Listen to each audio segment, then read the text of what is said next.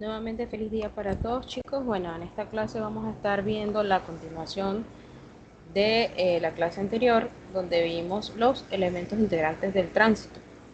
Hay algo que a mí se me pasó mencionarles, que es lo que es la clasificación del sistema vial, y eso pues lo vamos a estar viendo en esta clase junto con el cálculo de la distancia de parada, que fue lo último que vimos también en esta clase, la última diapositiva de la clase. Entonces, bueno, vamos a ver la parte rápidamente de la clasificación del sistema vial en cuanto a la norma venezolana.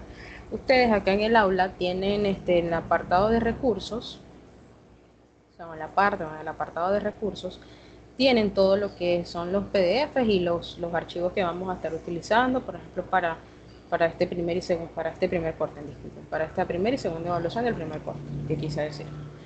Y bueno, acá tenemos lo que es el libro, este es el enlace del libro que esto ya lo expliqué en la primera clase, y las normas para el diseño de carreteras. Aquí en las normas, cuando ustedes pulsan acá, vamos a encontrar la clasificación del sistema vial, o sea, de las carreteras, ¿no? Eso es importante porque eso también va para la evaluación, ¿sí? Entonces vamos a verlo un poco según la norma MTC. Tenemos que nuestras vías se clasifican según un criterio administrativo y un criterio funcional y un criterio geométrico. Así, entonces tenemos, según su clasificación administrativa, que pues tenemos las vías troncales, que son aquellas vías que contribuyen a la integración nacional, preveyendo la conexión interregional y la comunicación internacional. ¿Sí? O sea, es una vía troncal, es una vía que puede conectar un estado con otro, pero también puede ser un puente para conectarse con otra vía de carácter internacional, como por ejemplo la vía donde se termina pues, el estado Táchira y comienza entonces el puente Simón Bolívar para conectar con la frontera con Cúcuta, o sea, con Colombia. Entonces, eso por decir un ejemplo. Ellas se señalizan de esta manera, o sea, como se reconocen porque tienen esta señal como especie de un escudo, donde está el número que identifica que es una troncal. Las vías locales son aquellas de interés regional, ¿sí? Que permiten la comunicación entre centros poblados, deben poder orientar el tránsito proveniente de ramales y subramales hacia las vías troncales. Su simbología y señalización tienen rango estatal, así como lo estamos viendo acá, que es como una circunferencia con un número en el centro. Entonces esto, de igual manera ya lo que es la parte de señalización, eso ya lo vamos a ver en la próxima unidad, que es para la segunda evaluación. Tenemos los ramales, que son las vías de interés local que conectan diversos centros generadores de tránsito, orientando el mismo hacia una red local o troncal. Su simbología y señalización tiene un rango estatal, así como la anterior, y se simboliza con una señal de forma, como una forma de un rombo. Entonces tenemos también los subramales, que son aquellas vías de interés local que conectan caseríos o centros generadores de tránsito específicos, orientando el mismo hacia redes viales de mayor jerarquía. Generalmente no tienen continuidad, su simbología y señalización tienen rango estatal y es semejante a los ramales. O sea, estamos hablando de las subramales.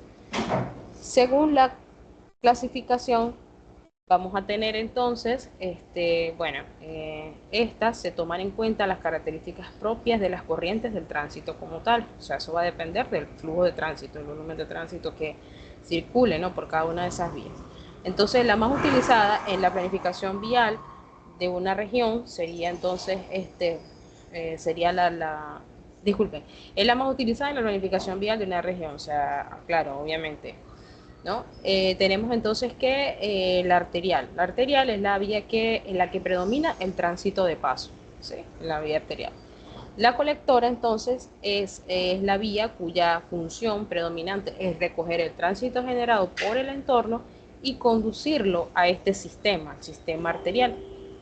Tenemos también la local, que es la vía cuya función predominante es prever el acceso a los desarrollos adyacentes. Vamos a tener entonces que, según la geometría, las vías se pueden clasificar en tipo autopista, vía expresa o carreteras. Las autopistas, a su vez, son esas vías con una línea divisoria o con divisoria física continua entre los dos sentidos del tránsito y control total de accesos. Entonces, las calzadas pueden tener alineamientos independientes o ser paralelas. Cada calzada debe tener por lo menos una franja de estacionamiento de emergencia, es decir, un hombrillo. Esto es en cuanto a las autopistas. En las vías expresas, que son vías con divisoria física también, o sea, vale destacar que todas tienen divisoria física entre los sentidos del tránsito, pueden tener aperturas ocasionales y con control parcial de accesos. Las calzadas pueden tener alineamientos independientes o ser paralelas. Cada calzada debe tener por lo menos una franja de estacionamiento de emergencia, también un hombrillo igual que la anterior. Las carreteras, a su vez, entonces son vías sin divisoria física entre los sentidos del tránsito y la calzada puede tener más de un canal por sentido. Se recomienda la inclusión de un hombrillo en cada lado de la calzada, sobre todo cuando se prevén volúmenes de tránsito considerables. Es inaceptable la inclusión de un canal central con doble sentido de circulación. Esto no puede ir en una vía, en una carretera. Los accesos deben cumplir con las condiciones relativas a visibilidad, espaciamiento contempladas en estas normas.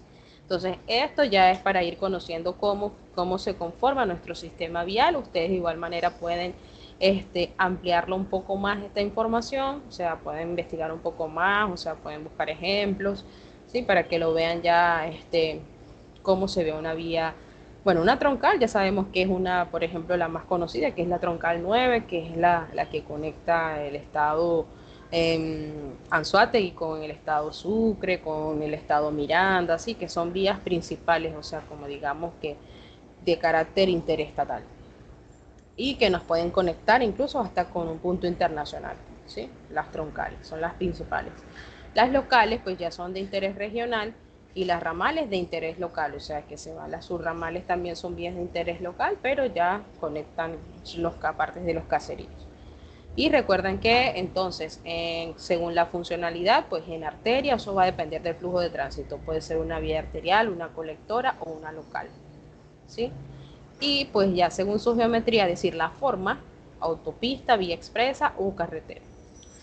Bueno chicos, entonces esta sería la parte de cómo está constituido el sistema vial como tal o cómo se clasifica. Ahora les voy a entonces a explicar lo que serían los ejercicios o la parte práctica de que iría para este examen, que es el cálculo de la distancia de parada. Permítanme un momento.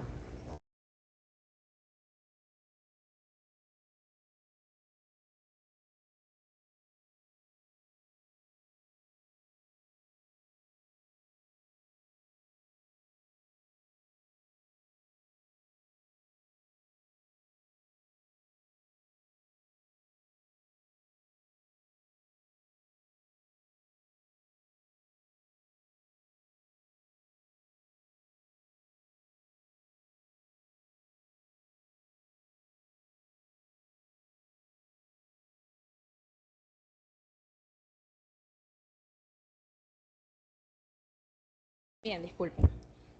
Seguimos entonces. Esto ya fue lo último que vimos en la clase pasada, que veíamos el gráfico del, de los tiempos de reacción del vehículo, por decir, esta sería la posición inicial. Recuerden que el vehículo viene con una cierta velocidad y entonces él aplica los frenos. Después que aplica los frenos, entonces hay una distancia de una dp, que vamos a recordar que era la dp. La dp era, por acá nos dice, la de percepción, ¿sí? Tenemos la de percepción, la de reacción y la de frenado como tal. Entonces seguimos acá. Entonces esta sería como el gráfico, ¿no? Y acá nosotros vamos a empezar a ver lo que sería la deducción de esta fórmula. Esta fórmula acá el libro, ¿no? Nos explica que ella proviene de la ecuación de la recta, donde dice que velocidad es igual a la velocidad inicial menos la aceleración por el tiempo, donde la v es la velocidad después de un tiempo t de recorrido y la velocidad inicial, por supuesto, del momento de aplicar los frenos, y la tasa de aceleración. Entonces aquí estamos viendo como digamos una gráfica, o sea, una recta, como ustedes lo ven, que esto ya es una física elemental. Esto no me voy a detener, pues esto ya es como la deducción de la fórmula. Y pues lo que nos interesa como tal a nosotros es ya la ecuación, ¿sí? Que la ecuación no ya esté presentada.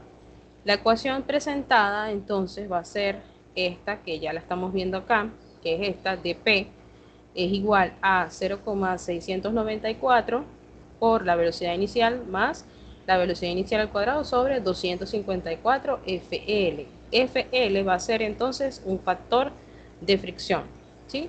FL es un factor de fricción que nosotros, que aquí pues nos los va a ir definiendo, bueno, nos dice un coeficiente de fricción longitudinal. A otra cosa que nosotros vamos a ver acá, bueno, aquí nos faltaría incluir esta parte, que es la parte de la pendiente.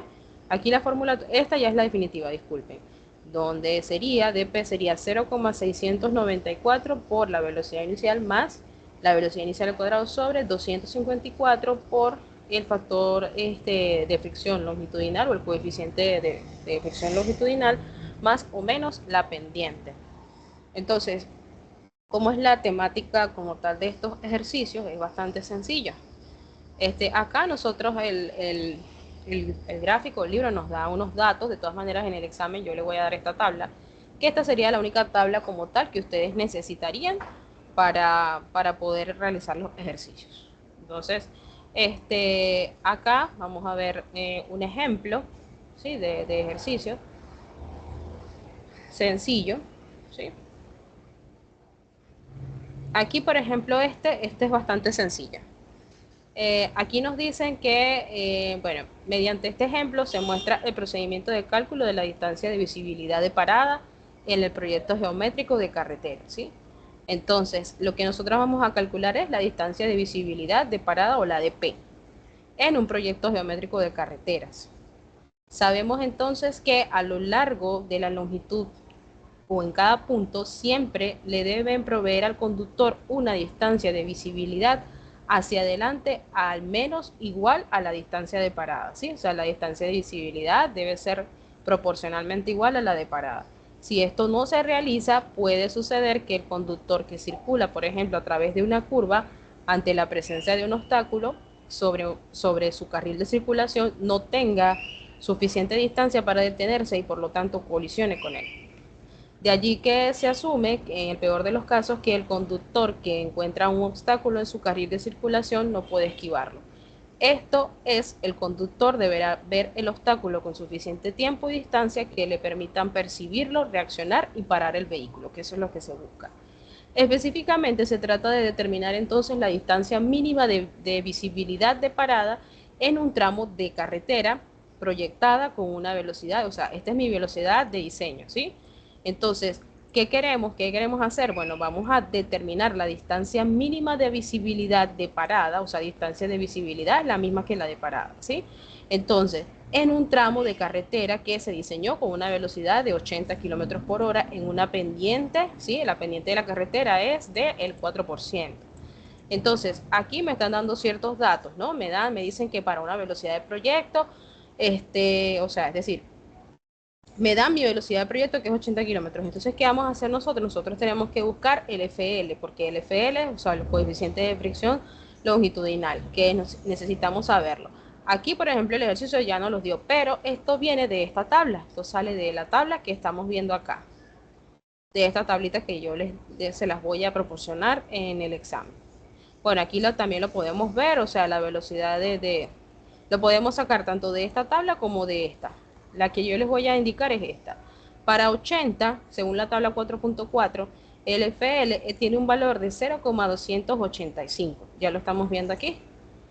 Entonces, ese valor es el que yo voy a escoger para introducir en esta fórmula y poder encontrar entonces la distancia mínima de parada o la distancia mínima de visibilidad, que es lo que me está pidiendo el ejercicio que realice.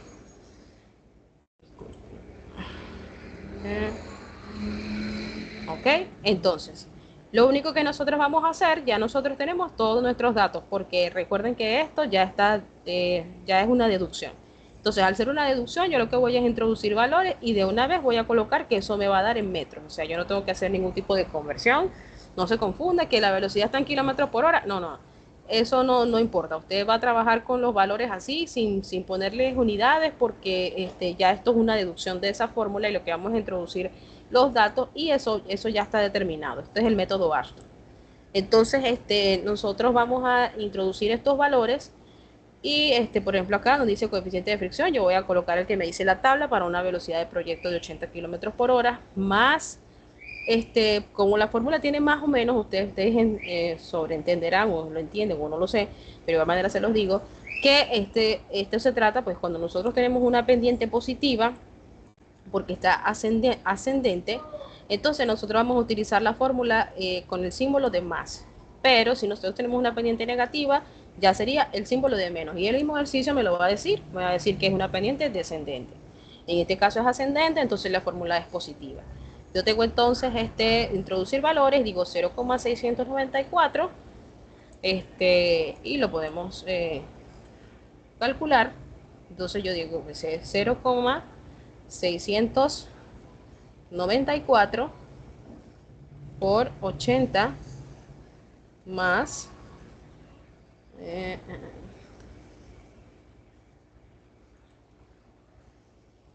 paréntesis 80 al cuadrado, ¿no? Al cuadrado, disculpen, sobre 200,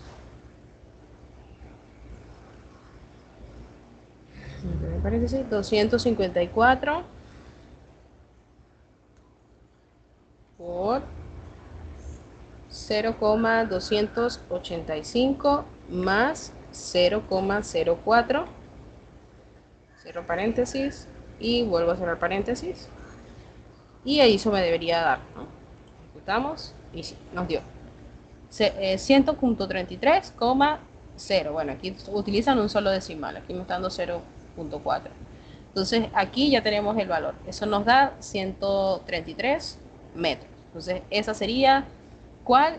Esa sería la distancia que yo necesito, o sea, la distancia mínima de visibilidad para poder detener el vehículo y no choque con ningún obstáculo. ¿De acuerdo? Entonces aquí esa sería la fórmula. Este es otro método, pero solo vamos a utilizar el método BASH. Ese es el que vamos a utilizar. Este es el segundo ejercicio, que bueno, que ya es un poco más elaborado, un poco más largo, o el segundo ejemplo. Aquí me están diciendo entonces que yo tengo un tramo de carretera. En un tramo de carretera tengo una pendiente que descendente. Sí, al ya tener descendente ya sabemos que es negativo, va a ser negativo en mi fórmula. Entonces tiene como velocidad de proyecto 70 kilómetros por hora. Entonces, ¿qué vamos a hacer? Vamos a ir a la tabla 4.3 y vamos a buscar el coeficiente de longitudinal, de fricción longitudinal. Entonces tenemos ya que esto tiene 70 kilómetros por hora, mi velocidad de proyecto. Pero me está diciendo que sobre este tramo un conductor va a viajar a una velocidad de 100 kilómetros por hora. Entonces, ¿qué está pasando? Que el conductor me está sobrepasando la velocidad de proyecto. Entonces yo necesito ahora calcular qué distancia adicional a la del proyecto necesitaría para poder detener este vehículo ante la presencia de un obstáculo fijo sobre el carril de circulación, ¿no? Entonces, porque sabemos que el conductor está sobrepasando, o sea, aquí tiene que haber una distancia mínima. Entonces, para que no ocurra ninguna colisión. Entonces, ¿qué distancia adicional a la del proyecto necesitaría? Bueno, ¿qué datos me dan? Me dicen que tengo la distancia de velocidad del proyecto, que es, la velocidad del proyecto, que es 70 kilómetros por hora, y según la tabla, el coeficiente de fricción longitudinal sería que si nosotros lo vemos acá, un poquito más adelante, lo podemos comparar, bueno, lo podríamos hacer con Me está diciendo que es 70, entonces voy a buscar no, disculpen, esta no nos sirve, tiene que ser o la 4.5 o la 4.4. Entonces aquí lo podemos ver, 70. Bueno, el coeficiente de fricción longitudinal tiene un valor de 0,295, ¿cierto? Entonces yo me vengo para acá, ya yo tengo este valor, ¿sí? Tengo este valor Y me está diciendo ya el ejercicio que está pendiente es del 5%, ya aquí los tengo, el 5%, recuerden que aquí ya lo tenemos que poner en la fórmula sin ya multiplicado o dividido entre 100, ¿o sí? Sacándole el porcentaje para ponerlo un valor entero, o bueno, un valor pues como tal numérico, no un porcentaje. Entonces, eso es lo que estamos haciendo acá, muchachos. Entonces, si es el 5%, entonces sería menos 0,05. Y bueno, lo que hacemos es introducir nuestros valores en la calculadora y eso nos va, primero tendríamos que calcular la distancia a 70 kilómetros por hora. Luego vamos a calcular la distancia a 100 kilómetros por hora y al final lo que hacemos es hacer una resta entre ellas dos y eso me va a dar la distancia adicional que necesita el vehículo o que necesitamos definir en el proyecto ante la presencia de un obstáculo y evitar una colisión. Entonces, ¿qué vamos a hacer acá? Bueno, muy sencillo. Lo que hacemos es introducir nuestras fórmulas como lo hacíamos en el ejercicio anterior, sería 0,694 por la velocidad del proyecto que es 70, ¿no? 70 más la velocidad al cuadrado que sería 70 al cuadrado entre, abro paréntesis, 254, vuelvo a abrir paréntesis, 0,295 menos 0,05, cierro paréntesis dos veces y lo doy a ejecutar y eso nos da un valor de 127,32 como lo vemos acá. Igualmente, la distancia de parada necesaria para un vehículo que viaja 100 kilómetros, o sea, cuando el conductor superó la velocidad, nos vamos también a la tabla, como ya se los indiqué en la tabla que tenemos acá. Para una para una velocidad de 100, el coeficiente de fricción longitudinal será 0,269. Entonces, volvemos acá y lo que hacemos, bueno, ya aquí lo tiene escrito y la pendiente es la misma. Entonces calculamos ahora esta distancia sería, perdón, sí, esta distancia sería 0,694 por 100 más, abro paréntesis, vuelvo a abrir paréntesis, sería 100, cierro paréntesis, al cuadrado, ¿sí? Entre, abro el paréntesis, recuerden que esto es algoritmo para que nos puedan dar correctamente los cálculos. 254, abro paréntesis, 0,269 menos 0,05 y cierro paréntesis dos veces y la vamos a ejecutar. Y eso nos está dando el valor 200, ay, disculpen algo, sé que introduje algo mal porque me dio 229. Ah, sí. Sí, 254, no, está bien, 200. Ah, sí, aquí ya lo vi. Vamos a ver si podemos, no sé si acá nos da la opción de corregir. No sé si lo vieron. Aquí sería 269. Por eso fue que no nos dio. Ahora sí. Entonces sería 249,17. O sea, fui yo que con mi dislexia pues le puse a invertir los valores. Ahora sí nos está dando. O sea, el algoritmo está bien. Solo que fue aquí el error. Ahora sí, entonces lo que hacemos al final para hallar la distancia mínima o la distancia adicional que necesita el proyecto para que no ocurra un accidente, sería entonces la diferencia de esta distancia menos esta distancia y ya ahí culminaría el ejercicio del planteamiento. Sería entonces eso menos 127,32 que fue la que calculamos inicialmente. Entonces eso nos da un valor de 121,85 metros. Estos valores ustedes no tienen que ponerle ni unidades ni nada de eso, simplemente introducir los valores y ya, porque recuerden que ya aquí la fórmula ya está como digamos directa, está desde una deducción que se hizo, ¿no? Que eso no se los voy a explicar porque ya eso es muy más como de física. Entonces lo que necesitamos nosotros es ver el método como tal ya aplicado, que este es el método ASCO, que nos permite calcular esas distancias de parada del proyecto.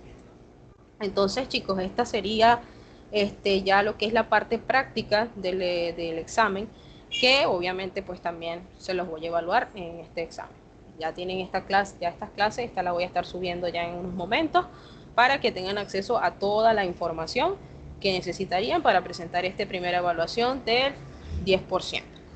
Entonces, cualquier duda o consulta, ya saben, ya tienen también el grupo de Telegram, me la pueden hacer por el grupo de Telegram, por la plataforma, o sea, como ustedes prefieran.